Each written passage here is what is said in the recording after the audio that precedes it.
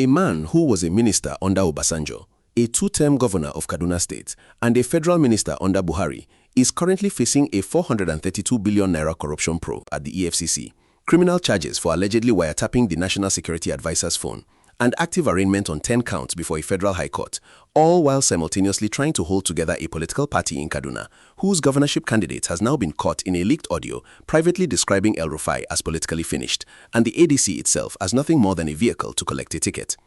While everyone is focused on whether the audio is real or fabricated, nobody is asking the more consequential question. How does a man with El-Rufai's political history end up in a position where the ally he brought into his party privately dismisses him, and his own wife has to go on Facebook to declare war on the party's governorship candidate?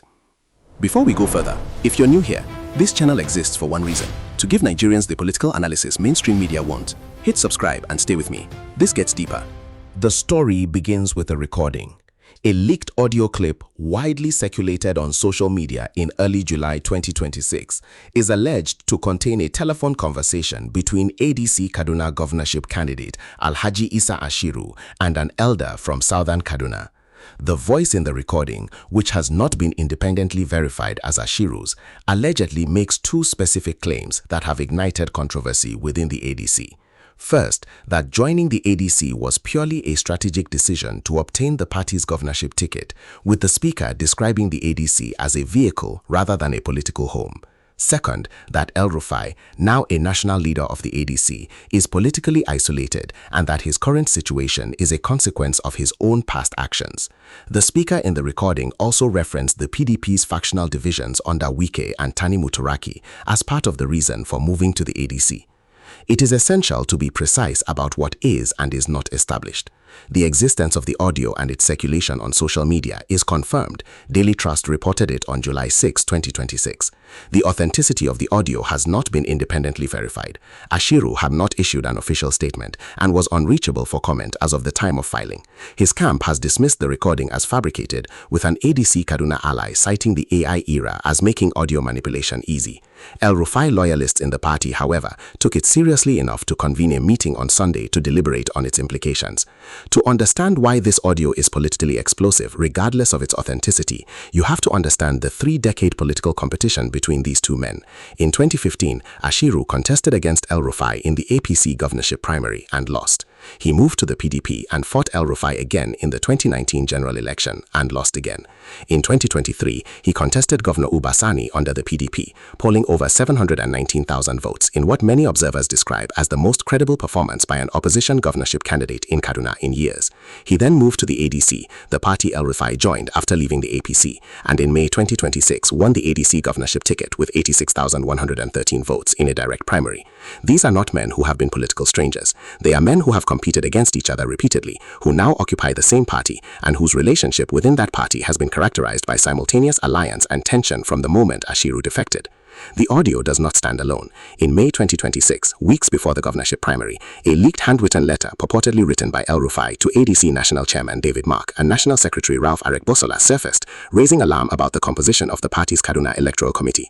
In the letter, El-Rufai wrote that he was disappointed that in spite of my role in the coalition and efforts to build the party in Kaduna and ensure a level playing field for all, my detention has led to my exclusion from all matters of Kaduna State and Northwest. He also complained that even the courtesy of consultation as a leader has been denied. He recommended that the existing electoral committee be dissolved and replaced with one giving equal representation to all 5 governorship aspirants, and proposed a specific replacement chairman. The letter's authenticity was not independently verified, and neither El-Rufai nor the ADC national leadership had publicly commented on it as a filing. But its substance, El-Rufai feeling excluded from his own party's processes while in detention, is the political context that gives the audio its full meaning. The ADC governorship primary in Kaduna, conducted between May 25 and 30, 2026, produced Isa Ashiru as the candidate with 86,113 votes in a statewide direct primary, but the legitimacy of that outcome has been contested from multiple directions. One of El-Rufai's closest political allies, Uba Sani, who is also reportedly under investigation by anti-graft agencies, rejected the primary result outright, describing the process as fraudulent and warning he could leave the party. The ADC state leadership, in a joint statement by Chairman Dr. Bege Katuka and Secretary Mustafa Ahmed, acknowledged that the primaries, quote, generated concerns in some areas of the state, end quote, and activated the party's internal grievance mechanisms to address complaints. That is the institutional language of a party managing post-primary damage, acknowledging problems without admitting structural failure. What makes the institutional picture more complex is the role of El-Rufai's family.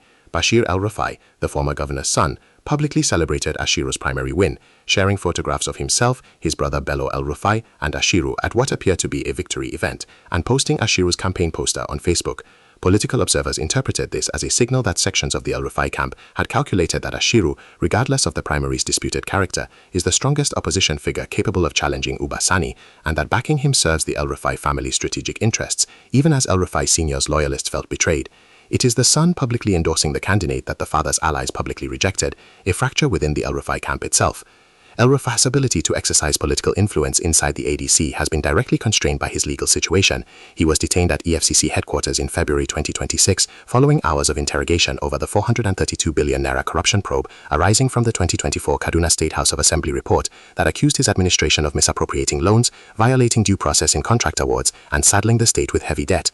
He was subsequently held in ICPC custody and arraigned before a federal high court in Kaduna on 10 counts, later amended to 9 counts, covering alleged fraud, abuse of office, and corruption. He was also charged separately before a federal high court in Abuja for allegedly wiretapping NSA Nuhu Ribadu's phone communications, with the charge citing his own admission on Arise TV that he and unnamed associates had listened to Ribadu's house. His detention meant he could not participate in ADC primaries, could not conduct party meetings freely, and, as he himself noted in the leaked letter, was being excluded from consultation on Kaduna and Northwest matters he considered himself a leader on. The institutional consequence of criminal prosecution is not merely legal jeopardy, it is the removal of the daily operational presence that political influence requires. A man who cannot attend meetings, cannot make phone calls without surveillance risk, and cannot travel freely is not a man who can coordinate a governorship campaign strategy. El-Rufai's legal situation turned his political isolation from a possibility into a structural reality. There is a constitutional tension embedded in El-Rufai's current situation that the political analysis must make explicit. He is a national leader of the ADC, a former party position that gives him institutional authority over party direction. He is simultaneously a criminal defendant before 2 separate courts on charges covering financial misconduct, wiretapping, and abuse of office. Nigerian law does not automatically remove a person from a party leadership position upon arraignment, only upon conviction and in specific circumstances. But the practical authority that comes with party leadership depends on presence, consultation, and the ability to enforce decisions. All 3 of those capacities have been compromised by El-Rufai's legal situation. The ADC's decision to proceed with primaries, form electoral committees, and nominate candidates without the mere courtesy of consultation that El-Rufai complained about in his letter is not necessarily illegal, but it exposes the gap between his formal title and his actual institutional power, and that gap is precisely what the leaked audio, if authentic, exploits. The leaked audio's emergence on July 6, 2026, after the primary is settled, after Ashiru has already secured the governorship ticket, and after the ADC has begun reconciliation outreach, is not an accidental timing. Whoever circulated this recording chose to do so at the moment when it could cause maximum internal damage to the ADC without reversing the primary outcome. If the goal were to prevent Ashiru from winning the ticket, the audio would have been released before the primary. Its release after the fact serves a different purpose. It poisons the relationship between El-Rufai's loyalists and Ashiru. It forces the ADC to manage a new crisis on top of the existing post-primary tensions. And it gives El-Rufai's camp a grievance narrative, the candidate we backed privately betrayed us, that can be used to justify withdrawal of support without appearing to have initiated the conflict. The beneficiaries of that dynamic analytically are 2. First, Governor Uba Sani and the APC, for whom a divided ADC opposition is a far more manageable 2027 challenger than a united one. Second, any El-Rufai loyalist within the ADC who sees in this controversy an opportunity to reopen the primary result or force Ashiru into a more formal power-sharing arrangement before the campaign begins. The losers, if the audio gains traction, are Ashiru's campaign team, which now has to enter a 2027 campaign season, managing questions about whether its candidate privately views the party as disposable, and the ADC's national leadership, which has built its Kaduna strategy around the Ashiru El-Rufai alliance, and now faces the prospect of that alliance fracturing publicly. The El-Rufai family's split response to the Ashiru controversy is analytically significant beyond its soap opera dimension. Bashir El-Rufai, the son, publicly celebrated Ashiru's primary win. Aisha El-Rufai, the wife, responded to the leaked audio by publicly declaring war on Ashiru. These two responses are not coordinated. They reflect a genuine internal disagreement within the family about whether Ashiru can be trusted as a coalition partner or whether he has already betrayed the alliance.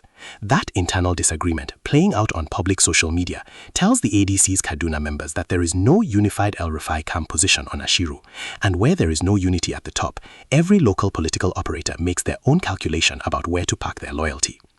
Governor Uba Sani does not need to say anything about the leaked audio to benefit from it.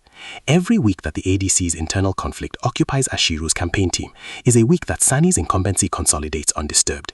Every El-Rufai loyalist or withdraws active support from Ashiru over feelings of betrayal is a potential voter who either stays home, supports a third candidate, or quietly returns to the APC fold. Kaduna is described by multiple political analysts as one of the genuinely competitive 2027 battlegrounds, a three-way race between Sani's APC, Ashiru's ADC, and the PDP's Shehu ABG. In a three-way contest, internal division in the opposition's principal party does not need to be dramatic to be decisive. It only needs to be deep enough to shave 5 to 10 percentage points off Ashiru's base, and the El-Rufai camp, properly activated, is capable of producing that outcome without a single public statement from El-Rufai himself. Now, if what I just told you surprises you, drop a comment below. I want to know what you think before we get to the part that changes everything. El-Rufai's situation is being watched by every senior Nigerian politician who has publicly broken with the Tinubu administration and is considering or already inside an opposition structure. The combination of EFCC investigation, ICPC detention, criminal arraignment, and now internal party humiliation, all occurring simultaneously, represent a specific kind of political attrition that the administration does not need to explicitly orchestrate to benefit from. When opposition figures see what is happening to El-Rufai, a man with his experience, his networks, and his national profile, the calculation about the cost of opposition becomes more concrete. This is not to say the prosecution is politically motivated. The courts will determine that. But the political signal that emerges from his situation, regardless of its legal merits, is undeniable. Being in opposition to this administration while carrying old legal exposure is expensive. The audio's alleged conversation with an elder from southern Kaduna is not a neutral detail. Southern Kaduna is one of Nigeria's most chronically contested regions, home to predominantly Christian communities that have faced recurring violence and have long-standing grievances about political marginalization and security neglect under successive Kaduna administrations, including El-Rufai's. The ADC's need to build credibility in southern Kaduna is both electoral and symbolic. If Ashiru is privately signaling to a southern Kaduna elder that the ADC is merely a ticket vehicle, that is particularly damaging in a region that has historically been promised political partnership and delivered institutional neglect. The audio, verified or not, lands in a community that has reasons to be suspicious of political promises regardless of which party makes them. For Yoruba diaspora communities in the United Kingdom and the United States, El-Rufai's current situation carries a specific analytical relevance that extends beyond sympathy or schadenfreude. El-Rufai was for a significant period one of the few northern voices making specific, documented arguments about governance quality, transparency, and institutional reform in ways that southern and western Nigerian audiences found credible. His public break with Tinubu, his EFCC probe, his ADC positioning, and now the audio controversy represent the visible collapse of the northern opposition intellectual figure that some southwest political observers had hoped might create genuine cross-regional opposition pressure on the administration. If El-Rufai cannot hold his own party together in his home state, the prospect of the ADC functioning as a coherent national opposition vehicle with southwest representation and credibility becomes more difficult to argue. The Yoruba diaspora's interest in a functioning Nigerian opposition is not abstract. It has direct implications for the kind of governance accountability they care about when they engage Nigeria's political future from London and Houston. Nigeria is not the only democracy where an incumbent administration's legal apparatus has been deployed or has appeared to be deployed against opposition political figures. From Eastern Europe to West Africa, the pattern of simultaneous legal pressure and political marginalization of opposition leaders is documented well enough that international election observers and democracy monitoring institutions have developed specific frameworks for distinguishing genuine accountability from political prosecution. Nigeria's case, in which El-Rufai's prosecution draws on a Kaduna State House of Assembly report, EFCC investigation, ICPC involvement, and DSS criminal charges all arriving within months of his public break with the administration, is exactly the kind of multi-front legal scenario that democracy monitors flag as warranting scrutiny. Whether the charges are legitimate or political is for the court to determine, but the pattern is one that the international community is watching. The most analytically honest version of Ashiru's defense begins with the audio itself. It is unverified, its authenticity has been challenged by his camp on the grounds of AI manipulation, and he has not issued a public statement confirming or denying the content. Absent verified authenticity, the audio is an allegation. The principle that applies to criminal defendants, the presumption of innocence pending proof, applies equally to an unverified audio recording. Beyond the authenticity question, even if the audio is genuine, the political calculation it describes, that a politician moved to a party primarily to secure a ticket, is not unique to Ashiru and is not in itself criminal or even unusual in Nigerian political practice. The history of Nigerian party defections is almost entirely a history of ticket seeking. El-Rufai himself has operated within multiple parties across his career based on political calculation. Calling this specifically a Ashiru betrayal when the entire Nigerian political class engages in identical behavior is a case of selective indignation. Misconceptions in public discourse. The first misconception that needs correcting is that the leaked audio is equivalent to a confirmed statement by Ashiru. It is not, until independently verified through voice analysis, through Ashiru's own admission, or through the production of additional corroborating evidence. The audio is an alleged recording. Reporting or broadcasting it as confirmed fact would be a journalistic and editorial error, regardless of how widely it has circulated on social media. The second misconception is that El-Rufai's legal troubles are automatically evidence of political prosecution. Criminal prosecution and political motivation are not mutually exclusive. The Kaduna State House of Assembly, which produced the 2024 report on El-Rufai's tenure that triggered the EFCC probe, is a state institution with documented basis for its findings. Whether those findings were politically motivated, selectively activated, or represent genuine fiscal misconduct is a question only a fair trial can answer. El-Rufai's characterization of the charges as politically motivated is one position in a legal contest that has not concluded. The third misconception is that the El-Rufai-Ashiru conflict necessarily damages the ADC as a party nationally. The ADC's national structure under David Mark and with Atiku Abubakar as its presidential candidate extends far beyond Kaduna State. The party's national viability is not hostage to one state's internal primary dispute, however significant that state is. The ADC's Kaduna crisis is a crisis for the Kaduna chapter. It becomes a national crisis only if it triggers defections, funding withdrawals, or structural fracture at the level that affects other states' operations. For southwest Nigeria, the El-Rufai story carries a specific strategic interest that is often underappreciated in the coverage. The Southwest's dominant political culture, represented in the APC through the Tinubu administration, benefits from a weak, divided north-based opposition. If the ADC's Kaduna crisis, its most competitive and most strategically important northern state, fractures the party's opposition credibility before 2027, the practical result is that the Tinubu administration faces a weaker national opposition challenge. That outcome serves the APC's short-term electoral interest, but Southwest Nigeria's long-term governance interest is more complex. A Nigerian democracy that consistently produces dominant single-party environment, whether APC-dominated or any other party, without credible opposition accountability, is a democracy that delivers less institutional discipline to whoever is in power. The Southwest's strategic interest, ultimately, is not in the victory of any specific party, but in a political environment competitive enough to force governance quality on every administration. El-Rufai's collapse as a credible opposition figure and the ADC's internal fracture in Kaduna moves Nigeria further from that competitive environment, which is bad for governance quality everywhere in the country, including the Southwest. The long-term political impact of this controversy operates at three levels. For El-Rufai personally, the audio controversy, coming on top of his legal situation, accelerates a narrative of political decline that will be difficult to reverse regardless of how his cases are resolved. A man whose political authority was once uncontested in Kaduna is now openly dismissed by the candidate his own party produced. Even if every charge against him is eventually dropped, the image of that dismissal and his wife's public war declaration will persist in the political memory of Kaduna's operator class as evidence that his patronage network is no longer reliably powerful enough to make supporting him worth the political risk. For the ADC as a party, the Kaduna crisis is a test of whether a party built around a coalition of nationally prominent figures, Atiku, El-Rufai, Aregbesola, can maintain internal discipline when the interests of those figures diverge in specific state context.